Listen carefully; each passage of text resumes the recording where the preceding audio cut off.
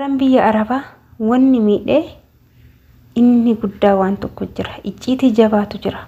Shamarran keenya waa hedduun waan garagaraatiin gola ormaa keessattis miidhamaa jiru. Kun maatiidhaan, kun obboleessaan, kun hiriyyaa jaalalleedhaan jechuudha. Inni maalidha beektu? Soba jechuudha.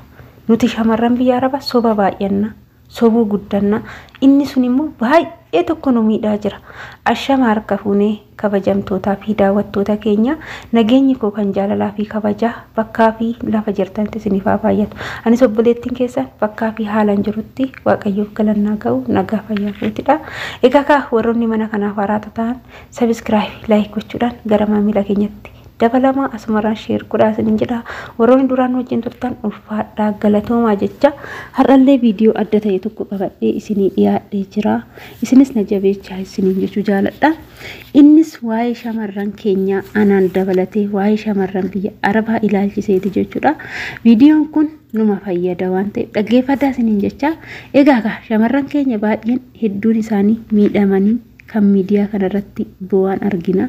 Kan hundi isaaniitu kan bu'an malee, kan miidhaman malee, kan kolfan shamarran keenya kan kolfan arguun yoo barbaadani nama 10 hin guutu jechuudha. Baay'een isaanii gubbaa kanarratti ol baanii dubbachuu baatanis keechi isaanii warroota madaa ta'edha jechuudha. Inni isa kanaan maaltu nu miidhe, maaltu nu gochise, akkamitti nu miidhe yoo jenne gadi fageenyaan ilaalu soba jechuudha. Sobatu nu miidhe jechuudha. Sobni inni tokkoffaan fakkeenyaaf yoo maatii keenya ta'e maatiin keenya mee suuraa kee nu ergii, suuraa kee barbaannee si yaannee nuun jedhu. Gizee akkas nuun jedhan san nuti maal goona uffata keenya san gola keenya madaami ilaallanne gola keenyatti gallee qullufanne uffata keenya jijjiirranne filterii irra goone suuraa of kaafne yoo suuraan keenya suni nuti toluu baate sissinee fuulduratti as takaakallee duuba keenya san immoo background isaa jijjiirre akka waan iddoo bashannanaa wayii deemne fakkeechinee suuraa san ergina jechuudha. Suuraa san gizee isaan laalanii qalbii isaanata. Filterii dhanati faranjii fakkaata, jaruma fakkaata waan ta'eef waanuma akkas jirtu, waanuma bifti kee akkasumatti sitti tolee qullubbii fakkaattee jiraattu sisa'u. Anillee yoomuman deema biyya kana keessaa jette obboleettii yoo qabaattu obboleettiin ta'e isheen xiqqoon. Maaliif jenna? Si argite ka? Ati akkasitti qullubbii fakkaatteetti ergite ka suuraa? Yoommoo yoo abbaa manaa kee ta'e abbaa manaa kee yookaan immoo hiriyyaa jaalallee kee yoo ta'e isallee akkasuma gootee suuraa ergitaaf. Innillee immoo akkasumatti jiraata si'a. Kanaafuu qalbiin isaa ni bada jechuudha. Jaalallee kee yoo ta'e lubbuutu bareedduutu sin jaaladha jedha. Ati yeroo hundumaayyuu isa waan dhoksite san ittiin himtu isa filteriidhaan ka'aatu ergituuf sani gizee immoo itti haasoftu kolfaa nama jireenyi itti tole fakkaata malee nama kaffa'ame fakkaattu. Akkasumas yeroo viidiyoo na daawwale sin jedhe iddoo si mijatu, iddoo haala mijataa laaltee, iddoo ibsaan si mijatu laaltee viidiyoo nan isaa daawwaltaa jechuudha malee idduma argiteetti hin daawwaltuu fi maatiidhaafis akkasumatti kuni miidhaa guddaa ijoollee keenyarraan kan ga'e isa ijoodha jechuudha. Tokkoffaan isa kanaa jechuudha. Maaliif jennaan dhugaa jirtu.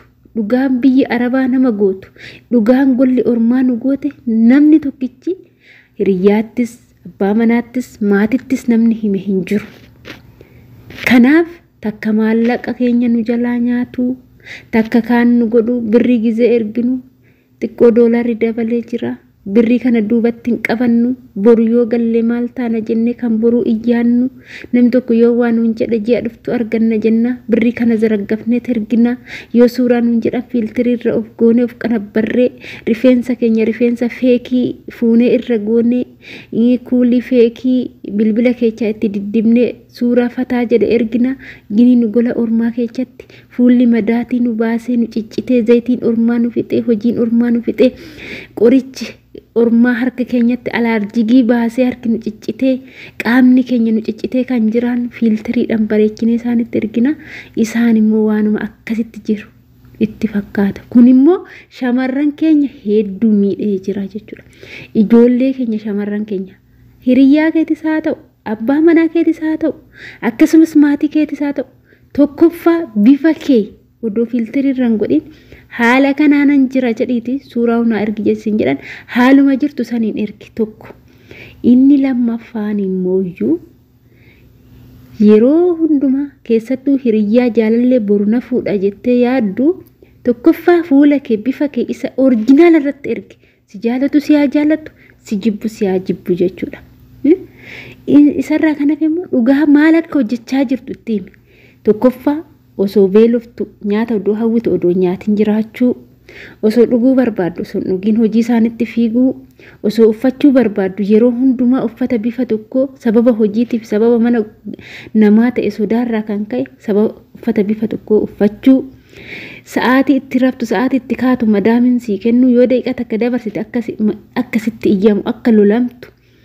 Akkasumallee immoo jireenya boqonnaa hin qabne keessa akka jiraattuu fi gubattee cincooftee akka maallaqa kana fiddu maatii keetittis hiriyyaa keetittis abbaa manaa keetittis dhugaa jirtu himi. Saniin booda maallaqa kee nama tokkotti hin kennin si haa jibbani jechuudha. Yoo namaa kennuu barbaadde mana amantaa ijaari. Maqaa keetiin mana amantaa gargaari akka mana waaqayyoo galtu.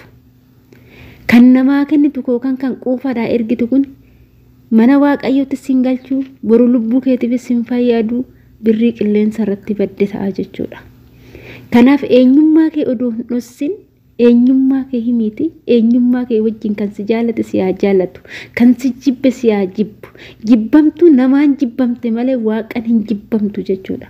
Kanaaf shamarran keenya ofii keechanii dhiiga tufaa gubachaa hojjechaa keessattuu warroonni jaalalleedha jettanii dhiiran attaalamtanii isaa jettanii nafuudha jettanii mana ijaari jettanii jaalattanii maallaqa irratti ergitan kana godhi jettanii maallaqa irratti ergitan in fuutu moo sin fuudha ittiin erginaa bakka sinaa fuudhu haa dhiisu haa deemee fuudhu kan barbaade jechuudha. In ergina maallaqa keechan hin kenninaa yeroo hundumaa garaa jabaadhaa jechuudha. Kanaafi kanatu nu miidhaa jira. Eenyummaa keenya dhossuun nu miidhaa jira. Ijoollee baay'ee miidhamtee kan gadi baatee boochuu bichaa argaa jirra. Akkim takka hojjettanii maallaqa kana fiddan ilaalaa. Maallaqni ji'aan argattanii sharafni isaa baay'ateef yookaan immoo akkam takka ji'a abbaatii sangeecha ilaalaa. Mana tokko keessatti shintimeetii meeqa akka dhixxan ilaalaa. Dhugaa rabbii shintimeetii dhuguudha. Muudannoon garagaraa waa'ee shintimeetii kanaa jira. Isaan itti gadi haganii qadaadanii fa'aa biraa deemu. Tasa godhattanii bantan isa argitu. Ani guyyaa baay'ee na mudate wanni akkanaa kanaaf waan dubbadha dhugaa ijoollee. Kanaaf akkanatti hojjechaa too hin dhossinaa waan hojjettan guutumaan guututti maatii keechanittis abbaa manaa kee hiriyyaa keechan irrattis himaa malee hiriyyaa hin jaalattan. Fuula filtirii sin argee faranjii fakkaatti siniin jedhe gaafa si galtanii qaama wal argitan fuula keessa orjinaala gaafa argu si'ii miti kan naasubsiisaa ba'e si'ii miti jedhee si kaadee si gatee si biraa deemee qabeenya asteechee irratti ergitillee fudhatee sillee sobee yookaan si sossobee mana algaa si bilchee qabeenya keessirraa fudhatee si harkaa bada. Hin argine hin beeku jedha si kaada hin maraata jechuudha. Kanaafi tokkoffaa irratti shamarri jechuudha. Asii yoo galtan dhiira booletti qaxartanii booletti algaa qabattanii wajjin bultan. Inni itti aanummooyyuu dhiira tokko jaalattanii odoo isin fuudhin boru wal fuuna jettanii maallaqa irratti ergitan akkasin jaalatuuf of qottobaa jechuudha shamarran akkasii. Haftan dhaabbattanii haftani jechuudha. Warroonni fuula keechan uffatanii filtariidhaan ergitani. Gaafa asii galtanii boolee dhadhasin singatee sin dheecha jechuudha. Dhugaa keechan gaafa bare. Kanaaf yaa ijoollee keenya dhugaa jirtuun jiraadha. Somni guddisee nu miidhaa jira. Somni guddiseeti ijoollee teenya miidhaa jira. Hin sobinaa siniin jechuu jaaladha. Ani obboleettiin keessan viidiyoo koo asumarraa nan goolaba. Yoo nan balleechaa qabaadhe, yoon dogongora qabaadhe dhiifama naa godhaa. Na uffalchaa siniin jechaa hanga viidiyoo biraatti walitti deemnutti turtii gaarii siniif haa ta'u. Bye bye.